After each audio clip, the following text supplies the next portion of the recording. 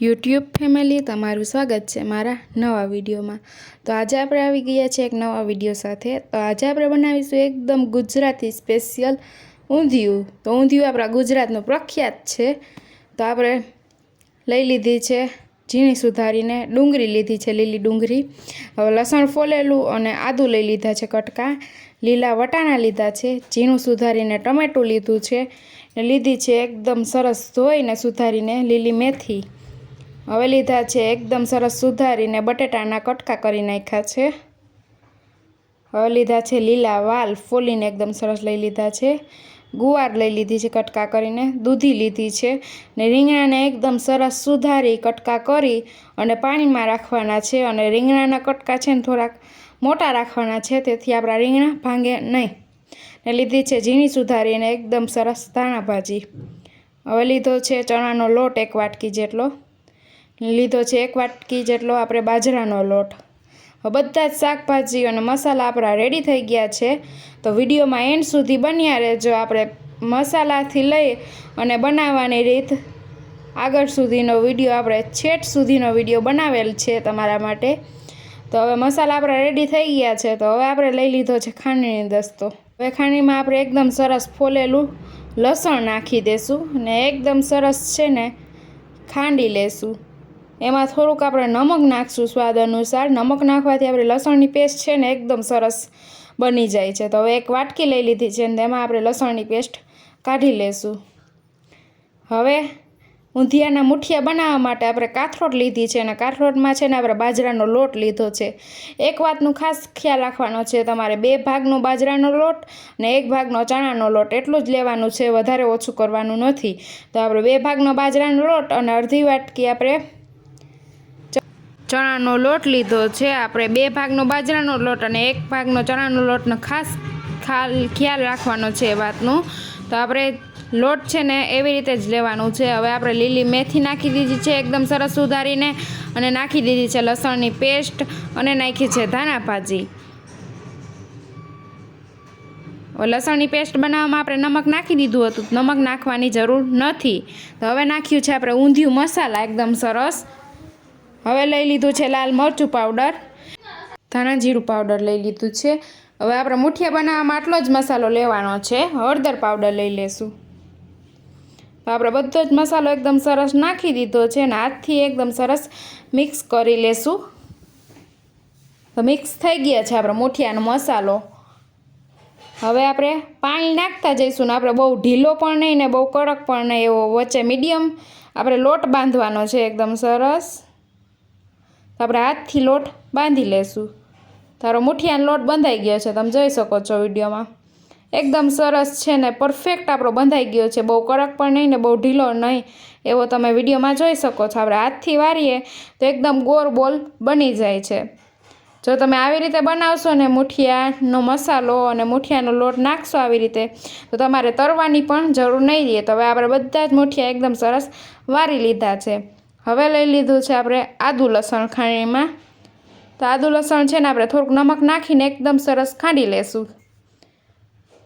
તો આપણે આદુ લસણ છે ને એકદમ સરસ ખંડાઈ ગયું છે ને 1 વાટકીમાં કાઢી લીધું છે। આપણે દેશી રીતે બનાવવાનું છે ઊંધિયું। હવે લઈ લીધું છે આપણે કુકર। મુઠિયા પર બનીને રેડી થઈ ગયા હતા। તો હવે આપણે વઘાર કરીશું। વઘાર છે ને આપણે કુકરમાં કરવાનું છે। કુકર લઈ લીધું છે ને તેમાં નાખી દીધું આપણે તેલ। તેલ ગરમ થાય ત્યાં સુધી આપણે મસાલા બતાવી દઈએ। તો મસાલામાં તજ, લવિંગ, મરી અને બાદિયા ગરમ મસાલો લીધો છે આખો। તો આપણે તેલ એકદમ સરસ ગરમ થઈ ગયું હતું, તો તેમાં નાખી દીધા તજ, લવિંગ, મરી અને બાદિયા। ગરમ મસાલામાં આટલું જ લેવાનું છે। ત્યારબાદ લીધી છે આપણે લીલી ડુંગળી એકદમ સરસ ઝીણી સુધારીને લીધી છે। હવે એકદમ સરસ ફેરવી લેશું। જો તમે આ રીતે ઊંધિયું બનાવશો ને તો આંગળા ચાટતા જે રહી જશે ખાવાવાળા। એકદમ મસ્ત બને છે તમારે ને એકદમ સરળ રીતે। હજી તમારે આમાં શાકભાજી કંઈ ઉમેરવા હોય તો તમે વધારી શકો છો। તો આપણી ડુંગળી એકદમ સરસ પાકવા માંડી હતી। તો હવે આપણે લઈ લીધા છે બટેટા। બટેટા સુધારીને એકદમ સરસ પાણીમાં પલાળી રાખ્યા હતા। તે કલર છે ને બટેટાનો એવો ને એવો રહ્યો છે। તો હવે આપણે પાણી કાઢી લીધું છે। બટેટાનું પાણી કાઢીને આપણે બટેટા નાખી દીધા છે એકદમ સરસ। હવે લઈ લીધો છે ધોઈને એકદમ સરસ છે ને ગુવારના કટકા કરી લીધા છે, તો એ નાખી દઈશું। હવે લઈ લીધી છે ઝીણી સુધારીને દૂધી। એ નાખશું. હવે નાખશું આપણે વાલ આપણે લીલા લીધા છે એટલે નાખી દઈશું ડાયરેક્ટ. હવે આપણે નાખશું લીલા વટાણા.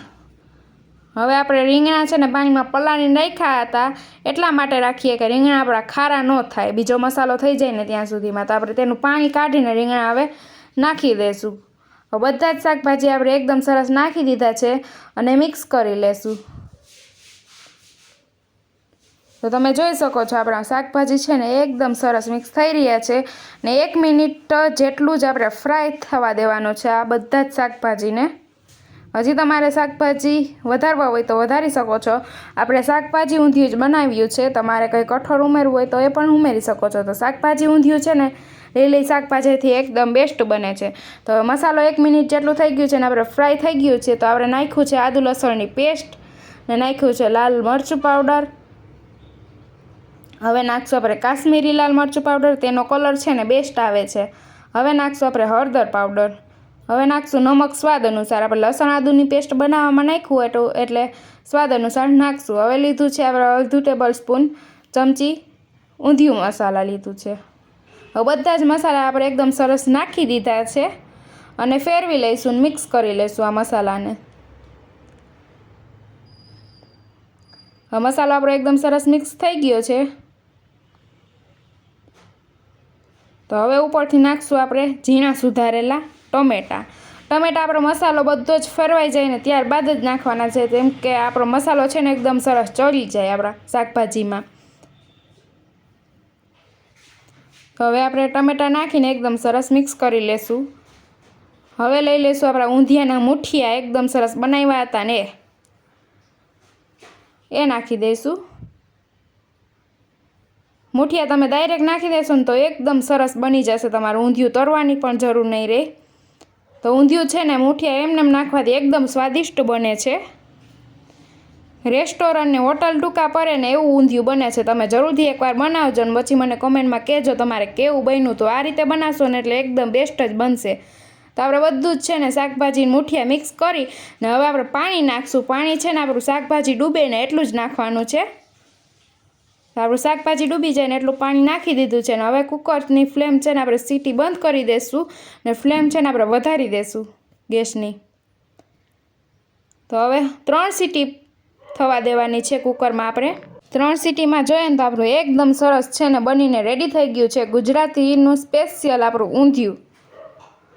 તો એકદમ સરસ છે ને ફેરવીએ ને તો આપણું બધું જ એકદમ સરસ શાકભાજી પાકી ગયું છે અને મુઠિયા પણ એકદમ સરસ છે ને ગળી ગયા છે ને આખા જ રહ્યા છે, જરીએ ભાંગા નથી આપણે. હવે આપણે લઈ લઈશું ઝીણી સુધારીને ધાણા ભાજી. ધાણા ભાજીનો ટેસ્ટ છે ને બહુ મસ્ત આવે છે. તો આપણે ઝીણી સુધારી ધાણા ભાજી ધોઈને એકદમ સરસ સુધારી લેશું ને નાખી દેશું. તો તૈયાર છે આપણું ગુજરાતી સ્પેશિયલ ઊંધિયું. એકદમ સરસ મિક્સ કરી લઈએ ધાણા ભાજીને આપણે. તો હવે આપણે ડીશ લઈ લીધી છે ને તેમાં સર્વ કરીએ ઊંધિયાને. વિડીયોને લાઇક શેર અને સબસ્ક્રાઈબ કરવાનું ભૂલતા નહીં ને વિડીયોમાં નવા આવ્યા હોય તો સબસ્ક્રાઈબ જરૂરથી કરી દેજો. ને તમને અમારી રેસીપી કેવી લાગી, આપણા ગુજરાતનું પ્રખ્યાત ઊંધિયું, એ કમેન્ટમાં જરૂરથી જણાવજો. આપણા શિયાળામાં છે ને શાકભાજી એકદમ મસ્ત આવતા હોય છે એટલે ઊંધિયું ખાવાની સિઝન છે ને સ્પેશિયલ શિયાળા છે. ઘરે આપણે બનાવીએ તો બધા જ શાકભાજી એકદમ સરળતાથી મળી રહેતા હોય છે. તો વિડીયોને લાઇક શેર અને ચેનલને કરી દેજો સબસ્ક્રાઈબ.